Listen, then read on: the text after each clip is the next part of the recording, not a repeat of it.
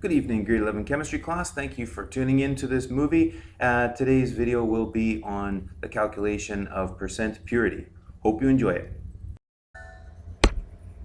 Percent purity is something very similar to the percent yield.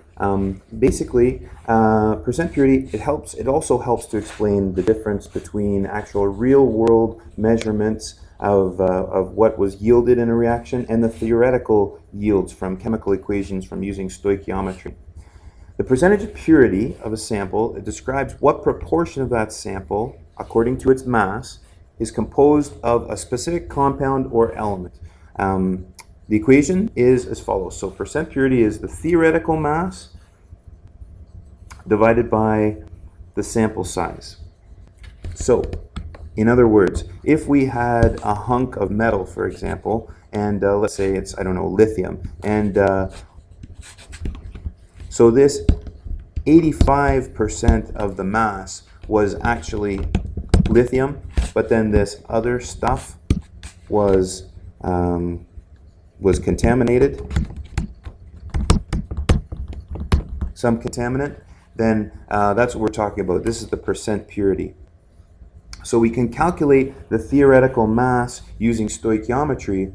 When we divide that by the sample size, the size of the actual thing that we used in the chemical reaction, that will give us our percent purity. It may be a little bit difficult to understand at this point, but once we get into our example, it should become a little more clear.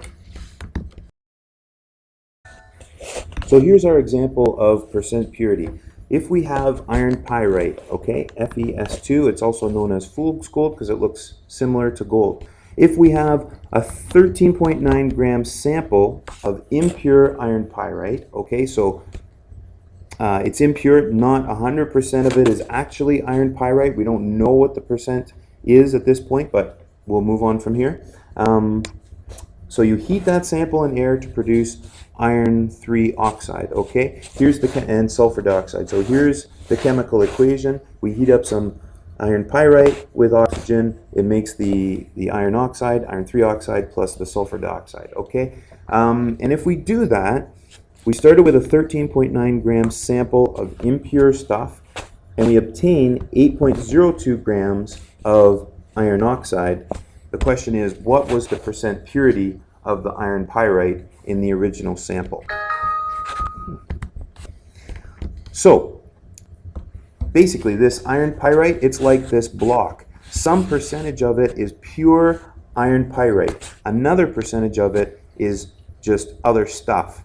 The way that we can tell how much of the pure stuff there is we take the product, this 8.02 grams of iron oxide, use stoichiometry to find out how much of this reactant there actually was, and that's going to help us. Then we'll take the this mass and divide it by the whole mass of the original thing, which was the 13.9 grams, and that'll give us our answer. Okay, let's go through the reaction, or the math, the work, and you'll see what I mean in just a minute. So first of all, we need to figure out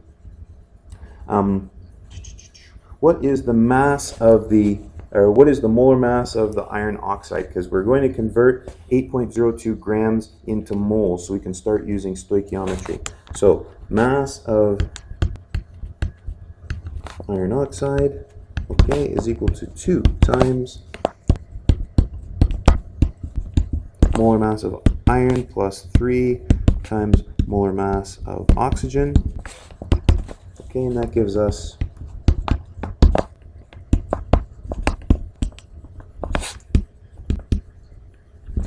159.7 grams per mole. Okay, so the number of moles of iron oxide, okay, is equal to the 8.02 grams.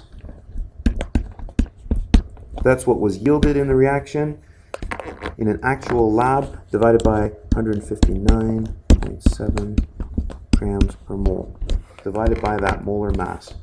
Okay, and that gives us 0.0502 moles. I've kept 3 significant digits as that. a good thing to do? There's 3 significant digits here, 3 significant digits here. Yeah, it looks like we need at least 3 significant digits through our calculations in order to have a decent answer.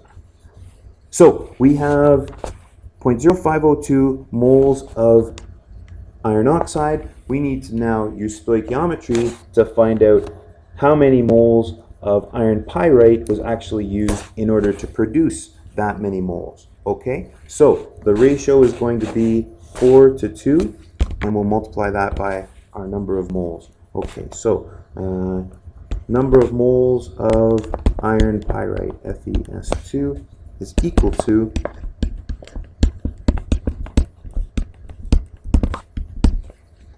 that many moles times 4 over 2, our molar ratio, or in other words, basically we're just multiplying by 2, so that works out to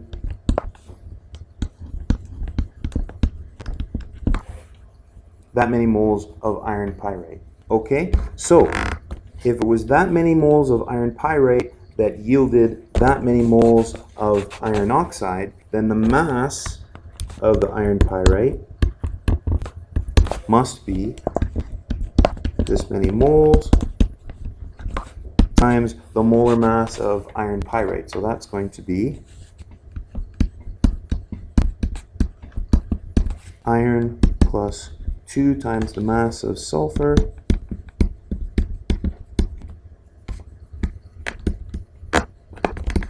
okay, and that works out to be 12.05 grams.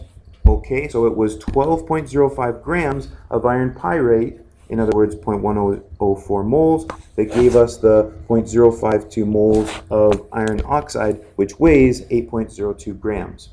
Okay, but we're told in the question that the sample of iron pyrite was 13.9 grams. So therefore, the purity of that sample must be as follows.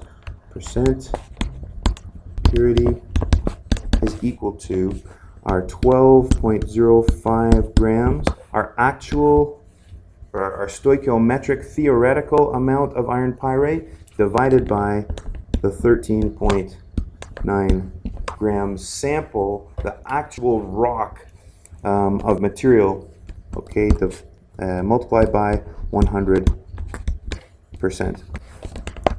That gives us 86.7%. I put down 3 significant digits here because we should be carrying 3 significant digits, and so that would be a good answer. Okay, thanks for watching today. Have a good day.